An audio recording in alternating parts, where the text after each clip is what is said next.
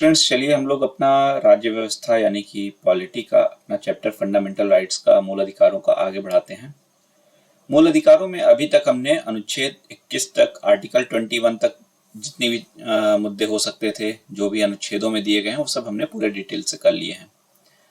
आज हम आर्टिकल 22 के बारे में बात करेंगे और साथ ही हम 23, 24, 25, 26, 27, 28 को भी देखेंगे और धार्मिक से जो मुद्दे हैं उसको हम नेक्स्ट में करेंगे। ठीक है, तो सबसे पहले हम आर्टिकल 21 तो हम कर चुके हैं, 22 की बात करते हैं। 22 क्या कहता है? तो देखिए, अगर आर्टिकल 22 हम बात करें तो एक तरह से इंडिविजुअल फ्रीडम के लिए काफी इंपॉर्टेंट है और एक तरह से ये आपको क्या देता है, कानून से स्वतंत्रता देता है। ठीक है, कानून की तरफ से आपका कानूनी आधार पर कोई शोषण न होने पाए, वो आपको कहां से मिलता है? वो अधिकार आपको मिलता है अनुच्छेद 22 से। कैसे मिलता है? तो देखिए, जब भी आपको गिरफ्तार किया जाएगा या हिरासत में लिया जाएगा तो उससे पहले आपको सूचना दी जाएगी कि किस वजह से आपको गिरफ्तार किया जा रहा है। पूरा प्रॉपर आपको रीजन बताया जाएगा। ठीक है, आप गिरफ्तार हो जाते हैं तो ऐसा नहीं कि एकदम से आपको जेल में डाल दिया जाएगा। आपको कानूनी सहायता, वकील की सहायता जो भी है उपलब्ध करने का अधिकार रहेगा, अपना वकील लेने का अधिकार रहेगा।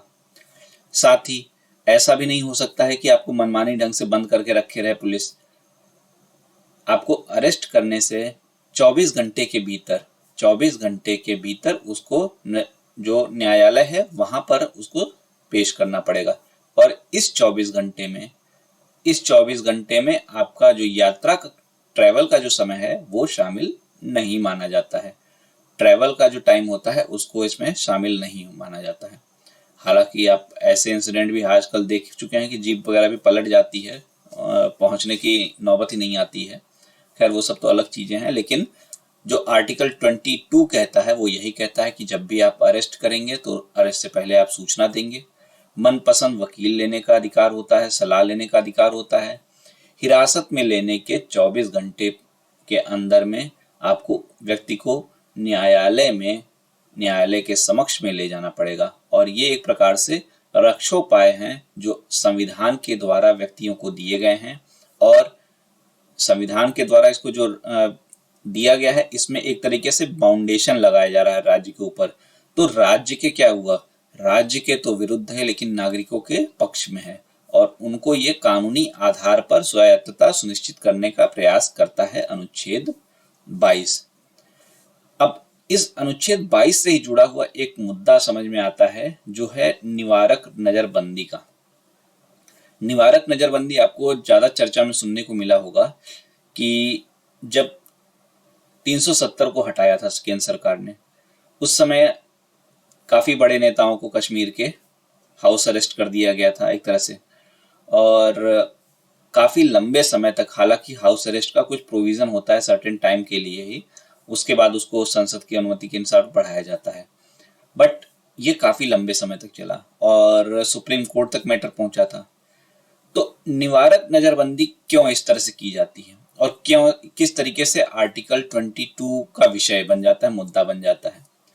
तो इसका एक प्रमुख कारण क्या होता है कि आर्टिकल 22 के तहत आपको जो स्वायत्तता मिल रही थी, कानून से जो रक्षोपाय मिल रहा था, वो यहाँ पर समाप्त हो जाता है। निवारक नजरबंदी में आपको वो अधिकार प्राप्त नहीं होते हैं जो अनुच्छेद 22 में दिए गए हैं। अगर लग रहा है कि कोई व्यक्ति है, मान लीजिए अब कहीं इलेक्शन होने वाला है, आप किसी पुलिस को लगे कि नहीं ये इलेक्शन में कुछ गड़बड़ी कर सकता है, कुछ कर सकता है, तो शक आधार पर वे किसी भी व्यक्ति को गिरफ्तार कर सकते हैं किसी भी पूर्व सूचना के बिना। जबकि आर्टिकल 22 क्या कहता है कि आपको पूर्व सूचना देना पड़ेगा, लेकिन यहाँ पर व्यक्ति को बिना किसी पूर्व सूचना के हिरासत में ले लिया जाता है। और उद्देश्य क्या है? जैसे उनको, पुलिस को लगा कि इलेक्शन आने वाले हैं, अभी मान लीजिए जैसे यूपी में इलेक्शन होने वाला है और लगे पुलिस को हाँ ये यहाँ पर दिक्कत पैदा कर सकता है, तो पहले तो उनको बुला के समझा, लगा कि नहीं, फिर कहानी नहीं बन रही तो उनको अरेस्ट कर लिया। क्या कर लिया? अरेस्ट कर लिया। तो ये अरेस्ट किस लिए किया गया? क्या उसका एम है? क्योंकि वो इलेक्शन में कोई हानि ना पहुंचा पाए, कुछ भ्रष्टाचार, कुछ संकट ना उत्पन्न कर दें। तो इसका उद्देश्य क्या है कि जो भविष्य में अपराध वो कर सकते हैं उसको प्रतिबंधित किया जा सके। भविष्य में हो सकने वाले अपराध को जो व्यक्ति के द्वारा किया जा सकता है उसको रोका जा सके। और इसके कई आधार हो सकते हैं, कानूनी लॉ एंड ऑर्डर को मेंटेन करना, राष्ट्र की एकता और अखंडता को सुनिश्चित करना, राष्ट्र विरोधी गतिविधियों का संचालन पर नियंत्रण, इन सब के द्वारा इसको किया जाता है। और इसके संबंध में कानून किसके द्वारा बनाए जाते हैं? पार्लियामेंट के द्वारा, संसद के द्वारा बनाए जाते हैं। हालांकि राज्यों के स्तर पर भी कुछ कानून ऐसे बनाए गए हैं। उसका रीजन क्या है कि कानून जो है, लॉ एंड ऑर्डर जो है वो राज्य का विषय है, ठीक है। लेकिन फिर भी सेंटर क्यों कानून बनाती है? क्योंकि 355 के तहत सेंटर की भी रिस्पॉन्सिबिलिटी है कि राज्यों की सुरक्षा वो सुनिश्चित करे, ठीक है। तो इस तरह से बना तो दिया जाता है और इसके रीजन भी यही होते हैं। और दिक्कत क्या हो रही है लेकिन कि आर्टिकल 22 के तहत जो आपको अधिकार मिल रहे थे वो नहीं मिल रहे हैं। तो समस्याएं क्या हो जाती है इससे? कि समस्या ये होती है कि चलिए अनुच्छेद 370 को जब हटाया गया जम्मू कश्मीर से तब तो समझ में आता है, लेकिन कई बार इस तरीके की भी परिस्थितियां रही हैं कि जैसे 1971 में तत्कालीन सरकार के द्वारा एक मीसा एक्ट लाया गया था, ठीक है, maintenance of internal security act. तो ये एक प्रकार का ऐसा एक्ट था जिसमें काफी ज्यादा शोषण किया गया राजनीतिक विद्वेष भावना से, और बाद में इमरजेंसी आ गई थी तब तो इसका बहुत ज्यादा विरोध हुआ और लालू यादव जी ने अपने पुत्री का नाम भी इसी एक्ट के नाम पर मीसा रख दिया था विरोध में। तो एक तो ये हो गया। ऐसे ही टाडा एक्ट जब आया था तो टेररिज्म के लिए आया था, बट धीरे धीरे क्या हुआ, इस इतना कठोर कानून था कि लोगों द्वारा, मानवाधिकार आयोगों द्वारा इसका काफी विरोध किया जाने लगा कि इसका मिसयूज भी किया जा रहा है, ठीक है। तो इन कारणों से कि राजनीतिक द्वेष से कई बार निवारक नजरबंदी हो जाती है और काफी समय इस तरह के पास्ट में हिस्ट्री भी ऐसी रही है। तो इस कारण से इसकी आलोचना भी होती रही है क्योंकि सरकार पर अक्सर आरोप लगा दिए जाते हैं। जैसा 1974 में जब स्मगलिंग एक्ट आया था उसमें भी ऐसे ही हुआ, मीसा एक्ट में भी देखने को मिलता है, टाडा एक्ट में भी देखने को मिलता है जो 1985 में आया। तो कुल मिलाकर एक राजनैतिक द्वेष भावना से कार्य करने का आरोप लगता है। दूसरा, मानवाधिकार संगठन जो हैं अंतर्राष्ट्रीय स्तर पर भी एक्टिव हैं तो उनके द्वारा भी दबाव बना दिया जाता है एक प्रकार से, और कहीं न कहीं भारत की छवि पर भी प्रश्न उठ जाता है। फिर हम अपनी सुरक्षा के लिए करते हैं लेकिन इस तरीके से प्रश्न उठा दिए जाते हैं कि भारत दमन कर रहा है, लोगों की आवाज को दबा रहा है, ये लोकतंत्र की हत्या कर रहा है, ऐसे भी प्रश्न उठा दिए जाते हैं, ठीक है। और इसके अलावा कई बार ऐसे भी दृश्य सामने आए हैं जहां पर पुलिस के द्वारा निर्दोष और मासूम लोगों को भी शक के आधार पर अरेस्ट कर लिया गया है। ऐसे भी इंसिडेंट देखने को मिले हैं। कई एक्ट ऐसे दिए गए हैं, जैसे नागालैंड में हाल फिलहाल में ऐसी पुलिस को स्वायत्तता जो दी गई है सुरक्षा बलों को, उसका दुरुपयोग देखने को मिला। तो कहीं न कहीं ये सारे फैक्टर्स जो होते हैं जनता के ऊपर से एक विश्वास खत्म करते हैं सरकार का। जनता सरकार के ऊपर, पुलिस सुरक्षा बलों के ऊपर जो विश्वास करती है उसमें कमी लाते हैं और जो बंधुता का विकास होता है वो उसके लिए खतरनाक बन जाता है, ठीक है। बंधुता जो कि हमारे संविधान के मूल ढांचे का एक स्ट्रक्चर है, प्रस्तावना में दिया हुआ है, उसके लिए खतरा बन जाता है, ठीक है। और इन सब का एक इम्पैक्ट क्या है कि जो नागरिकों को अधिकार मिले हुए हैं अनुच्छेद 22 के आधार पर वो उनके हाथ से निकल जाते हैं, मुट्ठी से निकल जाते हैं। और इसी कारण से निवारक नजरबंदी को एक बुराई की तरह से देखा जाने लगता है। तो इसमें क्या होता है कि राष्ट्र जो है नागरिकों से एक तरह से बेरुखी करने लगा है। अब मान लीजिए आपने हाउस अरेस्ट कर दिया, ठीक है, महबूबा मुफ्ती को ही आपने हाउस अरेस्ट कर दिया, तो आपने उनकी, भले वो भाई चलिए कहती रहती थी कि हम भारत से अलग हो जाएंगे, उनके कहने से तो कुछ होने वाला है नहीं, लेकिन आपने उनकी जबान, आरोप लगाने वाले तो कह दिए ना, सुप्रीम कोर्ट पहुंच गए, उमर अब्दुल्ला सुप्रीम कोर्ट पहुंच गए कि हमारे आवाज को दबाया जा रहा है। तो इस तरीके से क्या होता है कि समस्याएं तो उत्पन्न हो ही जाते हैं, ठीक है। और सरकार एक तरह से इसमें सत्तावादी समझ में आने लगती है, सरकार सत्तावादी दिखने लगती है। और जो हमारा फेडरल स्ट्रक्चर है, संघीय स्ट्रक्चर है, जिसमें राज्य और केंद्र सरकार के बीच में एक तरह से कह सकते हैं सब कुछ बंटवारे की तरह से है, उनमें कोई वाद विवाद की परिस्थिति नहीं आती है, उसमें भी खतरा होता है, क्योंकि कहीं ना कहीं संघीय सरकार जो होती है इस एक्ट के द्वारा, इन निवारक नजरबंदी के द्वारा राज्य सरकारों के जो अधिनियम वगैरह हैं उसका अतिक्रमण करने लगती है। ठीक है। और पुलिस बलों को तो हमने बात की कि कई बार उनको एक्स्ट्रा जुडिशियल अरेस्ट वगैरह का शक्तियां प्राप्त हो जाती हैं, जिसका मिसयूज भी होने लगता है। ठीक है। तो ये तो समस्याएं हैं जिस कारण से इसका विरोध होता है।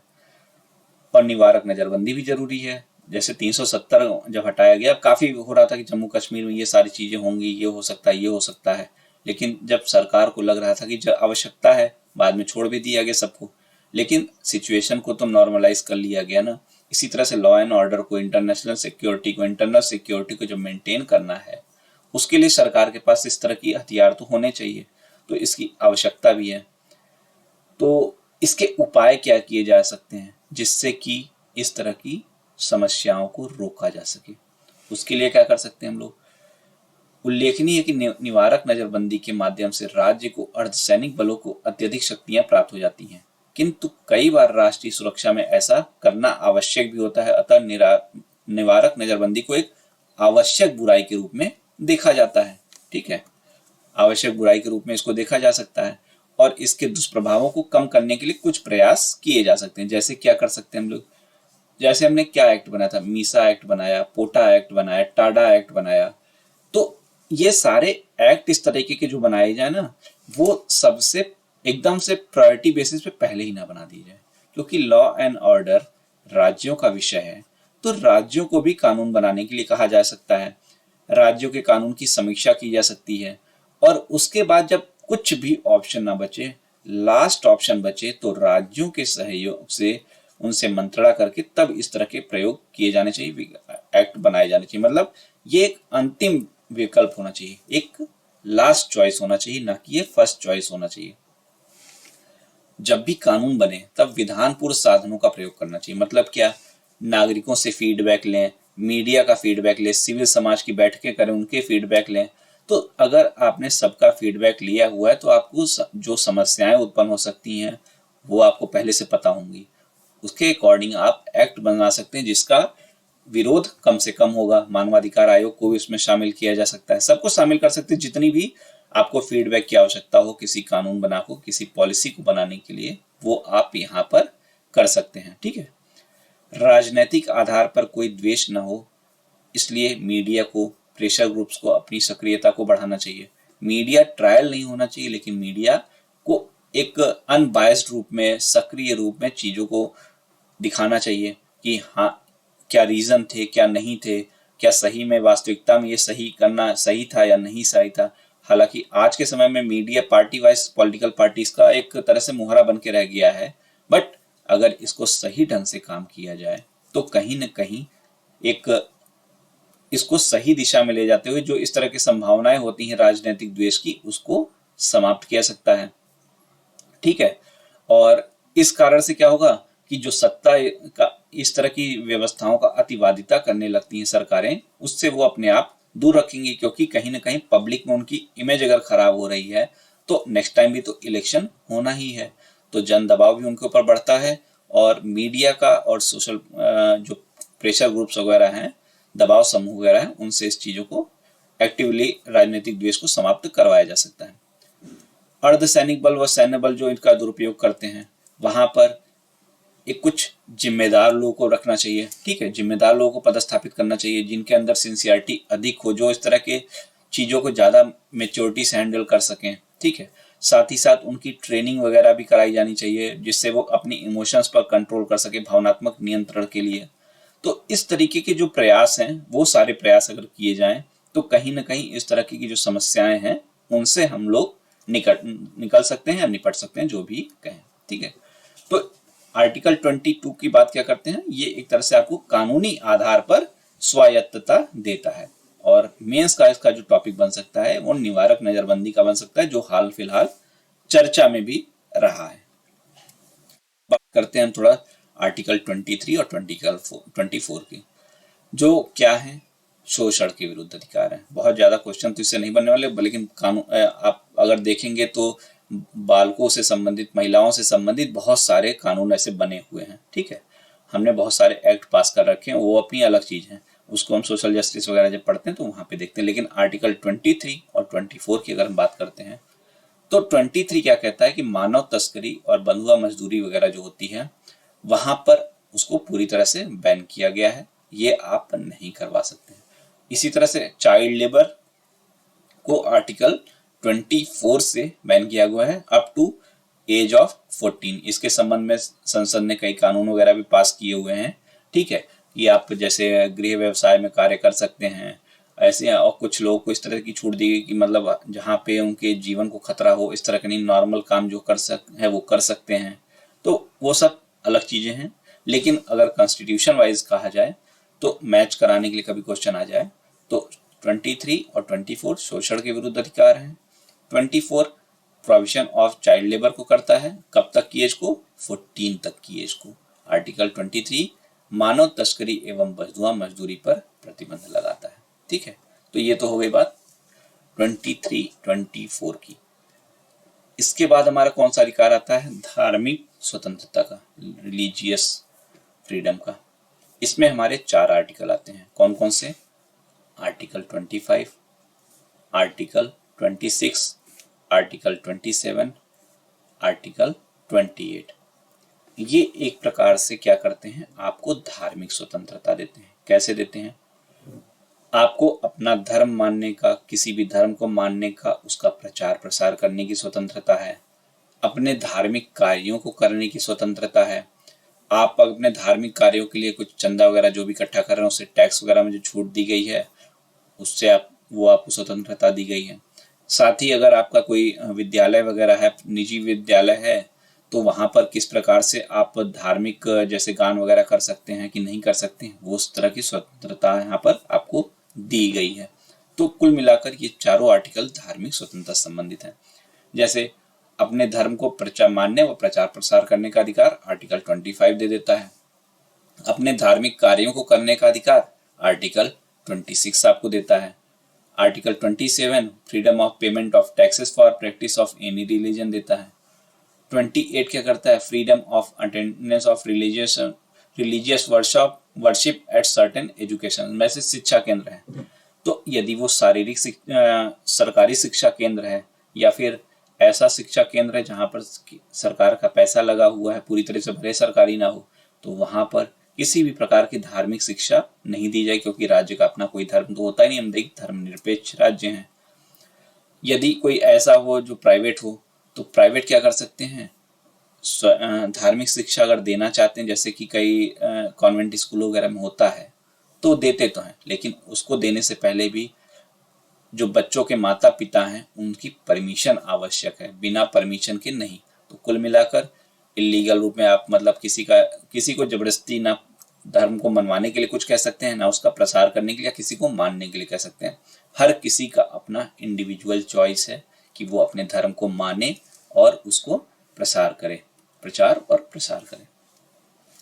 जब हम धर्म की बात करते हैं तो देखिए, धर्म को अगर हम बात करें तो 2 प्रकार से होता है। एक तो हमारी जो पाश्चात्य अवधारणा है, वेस्टर्न कल्चर में जो है वो क्या है, वहां पर आप सुनते हैं रिलीजन, और हमारे यहाँ जो धर्मा है, भारतीय अवधारणा।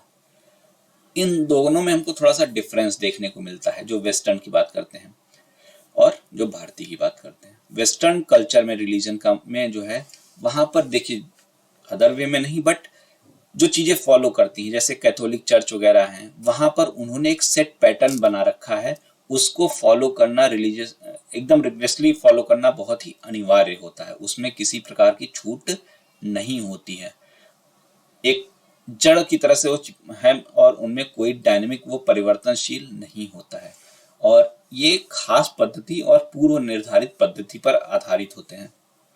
ठीक है, और जो भी चर्च के संचालक वगैरह होते हैं उनका बहुत ही ज्यादा प्रभाव होता है जनता पर।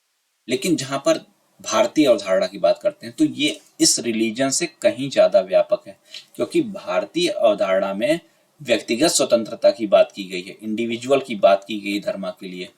और धर्म की जब बात की जाती है तो ना सिर्फ धर्मों में अलग अलग, आप जैसे देखते हैं धर्मों में अलग अलग संप्रदाय बन जाते हैं, पंथ बन जाते हैं।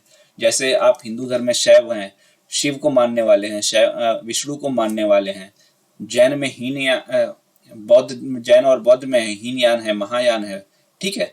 तीर्थंकरों में भी इस तरह से डिवीजन देखने को मिलता है जैनों में। तो कुल मिलाकर क्या है कि हमको कहीं ज्यादा लिबर्टी मिली हुई है धर्म के संबंध में, और हर किसी को अपनी जो मान्यताएं हैं, किसी को अगर पूजा करने, मान लीजिए कई जैसे पहले के टाइम में यज्ञ वगैरह होता था, किसी को यज्ञ वगैरह करने की से पूजा करने के अधिकार है, कोई किसी भी तरीके से पूजा कर सकता है। हर एक इंडिविजुअल का अपना पूजा करने का, धार्मिक अभ्यास करने का पूरी स्वतंत्रता है। आंतरिक अनुभूति का विषय माना गया है और इसमें लोचशीलता पाई जाती है, कुछ भी इसमें पूर्व निर्धारित नहीं रहता है, जैसा कि कोई डिक्टेट नहीं कर सकते कि आपको ऐसे करना होगा। लेकिन वेस्टर्न कल्चर में कई जगहों, वेस्टर्न कल्चर के जो रिलीजन है उसमें ऐसा माना जाता है, ठीक है। तो इस तरीके की स्वतंत्रता वगैरह तो दी गई है, लेकिन फिर भी हमारे यहाँ कई प्रश्न भी उठ जाते हैं। 25-28 में हमको क्या क्या दे दिया गया है? धार्मिक आचरण करने का, प्रचार प्रसार करने का, धार्मिक संगठनों के प्रबंधन करने का, प्रशासन का, संपत्ति का, संस्थानीकरण का इत्यादि की स्वतंत्रता दे दी गई है। और इससे भेदभाव न हो इसके लिए धार्मिक स्थलों पर भी खोले जाए हैं, इसके लिए धार्मिक स्थल सभी के लिए खोले गए हैं। किसी को आप, जैसे हमने आर्टिकल 17 वगैरह में पढ़ा है कि कोई मतलब किसी भी तरह का छुआछूत जैसी चीजें नहीं, कोई भी जा सकता है। और धार्मिक शिक्षा भी नहीं दी जाएगी जो सरकारी विद्यालय वगैरह होंगे, ये सारी चीजें हमने कही है। तो कुल मिलाकर हमने पूरी तरीके की जो धार्मिक स्वतंत्रता है उसको यहाँ पर देने का प्रयास किया है। भारत के संविधान में अनुच्छेद 25 से 28 के तहत धार्मिक आचरण, प्रचार प्रसार, धार्मिक संगठन के प्रबंधन, प्रशासन, चल अचल संपत्ति, संस्थानीकरण इत्यादि की स्वतंत्रता दी गई है। यद्यपि इससे भेदभाव न हो इसके लिए धार्मिक स्थल सभी के लिए खोले जाएं, और इसके लिए धार्मिक स्थल सभी के लिए खोले जाएं और राज्य द्वारा पूर्णतः या भागतः किसी धार्मिक शैक्षणिक संस्थान को वित्तीयन किया गया है तो उसमें कोई धार्मिक शिक्षा भी नहीं दी जाएगी। जैसे हमने पहले भी कहा कि चाहे पार्शियल किया हो लेकिन या पूरी तरीके से हो, वहां पर कोई धार्मिक शिक्षा नहीं है, ठीक है। बट आज के समय में हमको बहुत सारी समस्याएं भी देखने को मिलती हैं। धर्मांतरण का मुद्दा उसमें से एक ऐसा ही है, ठीक है। धर्मांतरण का एक ऐसा ही मुद्दा देखने को मिलता है जिसको, जो काफी ज्वलंत हो रखा है आजकल, काफी राज्यों के द्वारा कानून वगैरह बनाया जाता है। तो हमको ये देखना होगा कि इस पे सुप्रीम कोर्ट के क्या विचार हैं। उसके अलावा जैसे सबरीमाला केस हुआ या फिर हज दरगाह की बात हुई, तो महिलाओं के प्रवेश को वहां पर वर्जित किया गया है। वो किस तरीके से, इस तरीके वहां पर भी धार्मिक स्वतंत्रता की बात आ जाती है, ठीक है। और राज्य का कितना हस्तक्षेप हो सकता है या नहीं हो सकता है या नहीं किया जाना चाहिए, ये सारे जो मुद्दे हैं वो हम अपने नेक्स्ट में करेंगे, ठीक है।